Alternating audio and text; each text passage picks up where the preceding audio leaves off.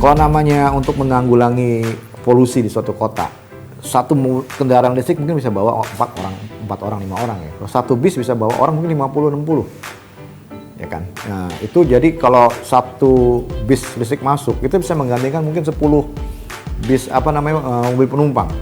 Jadi kadar emisi yang direndahkannya juga sangat signifikan. Dan penggunanya juga kan dari semua kalangan nih. Ya kita bisa lihat lah kayak MRT juga kan, MRT juga semua kalangan bisa dipakai. Dan bus pun kita harapin Transjakarta juga semua kalangan bisa pakai. Nah, itu jadi tujuan idealnya dapat, tujuan komersialnya juga kita bisa dapatkan.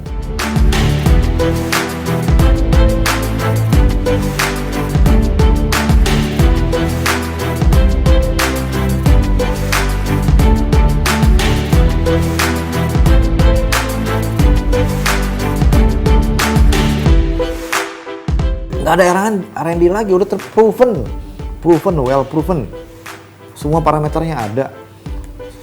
Kalau namanya komponen mobil itu kan nggak cuma mobilnya yang udah jadi dites kan, komponennya pun satu-satu kan dites. Nah itu semua udah ada kan, well documented. Ini udah nggak ada keraguan. Nah di situ mereka baru beranjak bikin kerjasama dan mereka baru mengcombine ke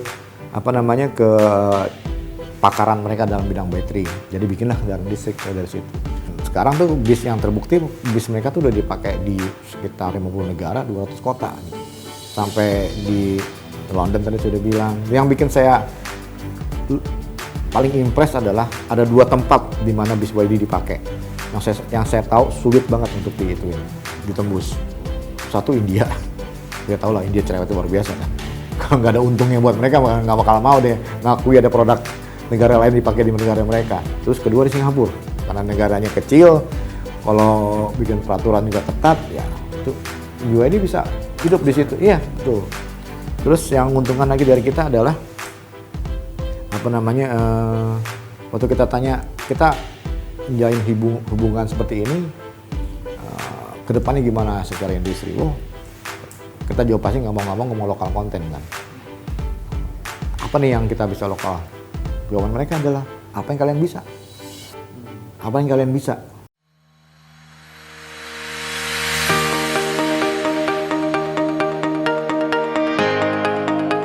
Oke, terus pertama-tama tuh kita belum ke Transjakarta dulu. Kita tahu bis listrik ini kan dibutuhkan di kebanyakan kan di daerah metropolis. Jadi kita udah mulai menggunakan roadshow itu ke Jawa Tengah malah pertama-tama.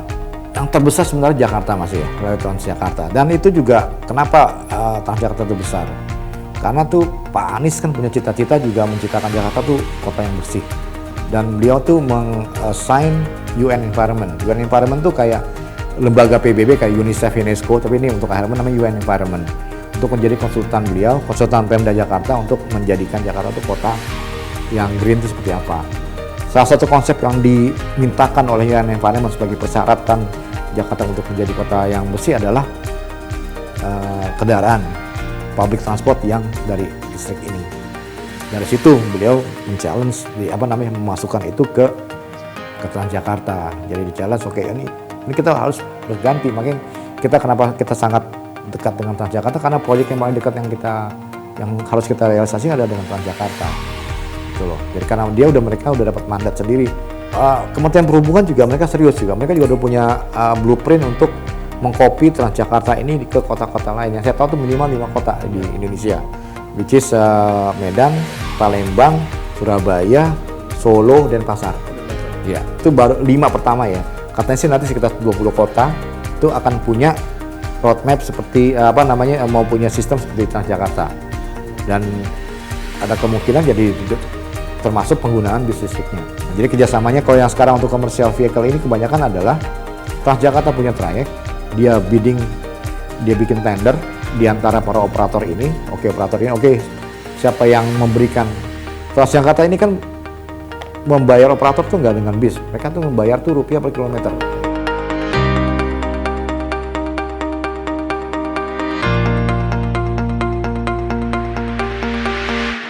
Kita diminta oleh klien-klien kita yang ini sekarang ini Transjakarta, PPD, Damri, hitungan itu mesti sama, jadi kasarnya kalau kita break evennya kita spend 20.000 per kilometer, ya kalian juga harus segitu.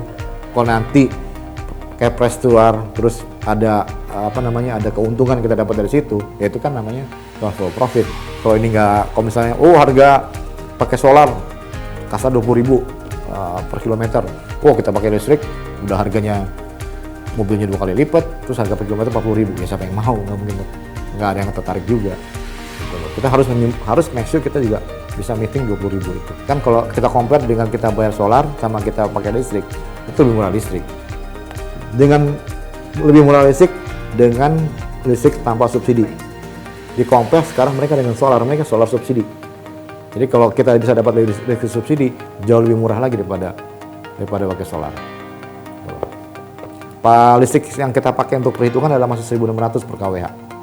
Sedangkan Pak Jonan menjanjikan itu bisa sekitar 1.000 perak per kWh. Kalau kita bisa dapat 1.000 perak per kWh, itu harganya operasionalnya jauh lebih murah lagi.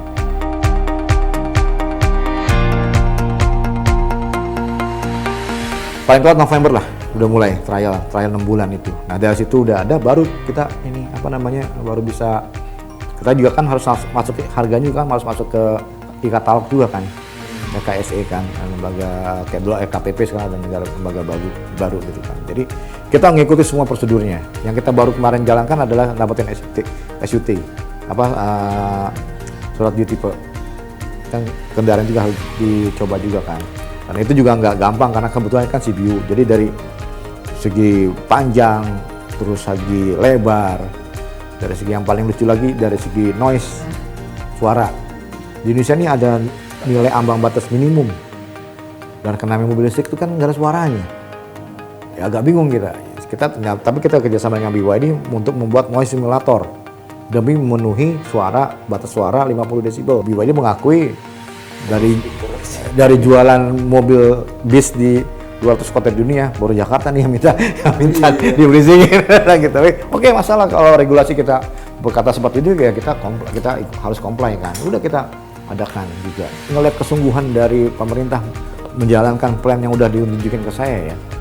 Itu udah 5 tahun tuh sebenarnya tuh udah pangsanya tuh mungkin udah sekitar setengah dari populasi ya mestinya. Saya bisa lihat 5 tahun tuh ya mungkin 40%, 50% pangsa bis itu udah bisa di electrified lah. Dan emang kita udah siap lah untuk seperti itu. Karena kan mungkin jualan bis setahun itu berapa sih paling? 1.000, 2.000 kan gitu loh. Kalau untuk 500 saja setahun sebenarnya kan ya bisa lah.